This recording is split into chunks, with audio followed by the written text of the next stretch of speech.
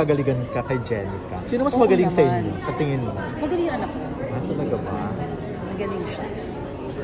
Mas sa'yo? Oo, hindi kasi ganun daw.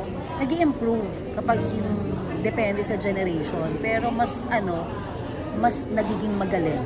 So ang Gen Z ang ngayon ang pinakamagagaling. Yung, 'di ba? Nag-i-improve eh. So I guess yung anak ko siguradong mas magaling sa akin kasi ibang generation. Yung bunso, Tapos yung next naman sa generation naman ni Jenica, mas gagaling pa yun sa kanya. yung bunso ba hindi mag-artista or Si Kotaro. Oo, ang pogi-pogi. Kaya nga Keep up kasi yun. Kaya nga. Pero, pwede uso ngayon. yes, usong-uso. Pero parang minsan, pag yung mag-artista na kaya ako, mama. Tapos minsan, hindi, ayoko muna, magsisinger ako.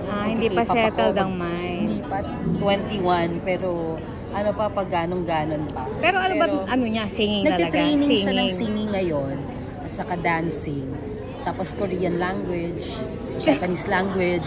Sa Korea gusto Sa Korea sumikat. niya gusto magkakarir. Gusto niya magkakarir sa Korea, gusto niya magkakarir sa Japan, ganyan. Oh my God, Pero okay. sabi niya, pero pwede na naman dito. So alam mo yun, yung ako naman kung ano gusto niya, sinusupport ko lang. Gano'n naman ako sa mga anak ko eh. So gusto niya ng Korean language, mag-Korean language ka. Gusto niya mag-Japanese language, mag-Japanese language ka. Mama, ako dancing. Mama, singing. Ngayon naman may voice coach na siya. So, ang next daw niya, after nun, magsi-16 session lang daw siya doon. Tapos rapping naman. Rap Di ba ang naman. daming gusto? Ilang taon na siya ngayon? 21. So, ganyan lang siya Pero dati. pinababaya. Oo, be.